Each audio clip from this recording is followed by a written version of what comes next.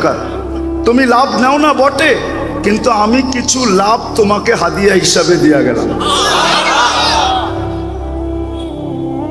বলেন আমার সমাজটা যদি এরকম হতো, তাহলে এক রমজানে কিন্তু প্রত্যেক ব্যক্তি জান্নাত নিজের নামে অ্যালার্ট করতে পারতো, লিখাই নিতে পারতো। আসেন, ক্ষণস্থায়ী নিয়ে আর কত ভাববেন? কত সন্তানই তো দেখায় দিল, বাবা তার ভবিষ্যৎ নিয়ে ভাবতে ভাবতে ভাবতে নিজের চিরস্থায়ীকে চিরদিনের জন্য হাতের থেকে ছেড়া দিছে, আর ওই সন্তানই ট্যাবলেট খাওয়ায়া মা বাবার গলা ছুরি চালায়া নিজের সুখের স্বপ্ন দেখতেছিল, যে মা বাবা চলে গেলে আমি সুখী, আমি হ্যাপি। ঠিক না? আছে না নাই?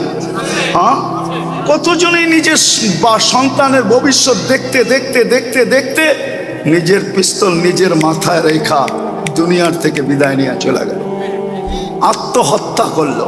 আসেন, চিরস্থায়ীর জন্য ভাবি। আজকের আয়োজন এটার জন্যই। আসেন ভাবি, আসেন ভাবি, এই মাদ্রাসাগুলো আমাদের জন্য আধ্যাত্মিক সুরক্ষার চাদর।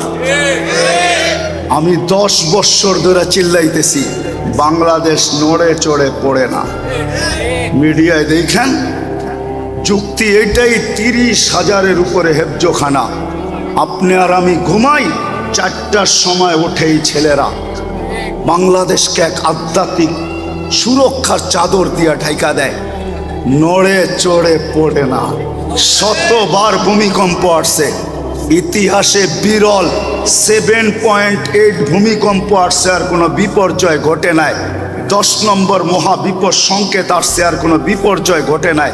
করোনার মতো একটা সারা দুনিয়া বলছে বাংলাদেশে বিপর্যয় ঘটবে, আমরা তখন হাসছি যে বাংলাদেশে বিপর্যয় ঘটবে না, এটা আমাদের জানা আছে।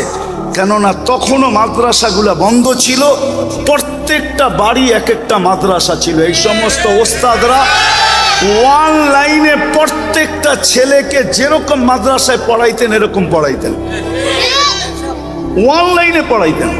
আমার ছেলে পড়তো, আমি জানি না তাকে ডেলি কয় টাকা নেট কিনা দিতে হইতো। প্রত্যেকটা ঘর মাদ্রাসা ছিল।